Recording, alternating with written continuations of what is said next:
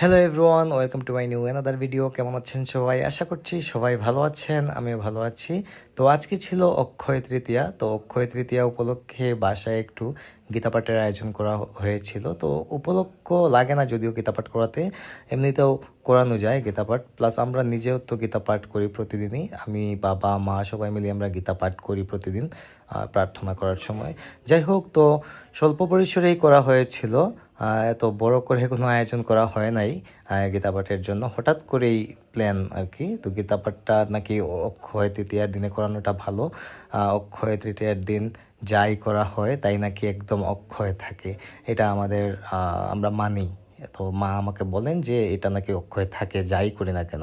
তো খুবই সুন্দর হয়েছিল অনুষ্ঠানটা, একদম স্বল্প পরিসরে ছিল, হঠাৎ করে কাউকে বলাও হয় নাই। আশেপাশে যারা ছিলেন পাড়া প্রতিবেশী সবাইকে নিয়েই আমরা অনুষ্ঠানটা সেরে ফেলেছি আর কি, হুটহাট আয়োজন যাকে বলে আর কি। তো খুবই ভালো হয়েছে অনুষ্ঠানটা। আর যিনি পাঠিকা ছিলেন উনি আমাদের মৌলভীবাজারেরই একদম পরিচিত ফেস, ওনাকে আপনারা সবাই মোটামুটি কালীবাড়িতে দেখেছেন। তারপর চলে গেছিলাম নিচে। নিচে গিয়ে দেখি মা এদিকে প্রসাদ রান্না করছেন, সবার জন্য রেডি করতেছেন। আর সাথে ফুলদিও ছিলেন, ফুলদিকে আপনারা চিনেন, আমার মশাতো বোন, বড় বোন। তো উনি মাকে হেল্প করছিলেন। তো আমাকে বলেছিলেন কিছু খাবো কিনা, আমি বললাম যে না, কিছু খাবো না। তারপর উপরে চলে এলাম, গীতা পাঠ শেষ হয়েছে, শেষ হওয়ার পর কীর্তন করতে হয়। তো আমাকে হঠাৎ করে বলতেছেন যে খুল বাজানোর জন্য। তো আমি মোটামুটি একটু বাজাতে পারি আর কি, একটু একটু বাজাই।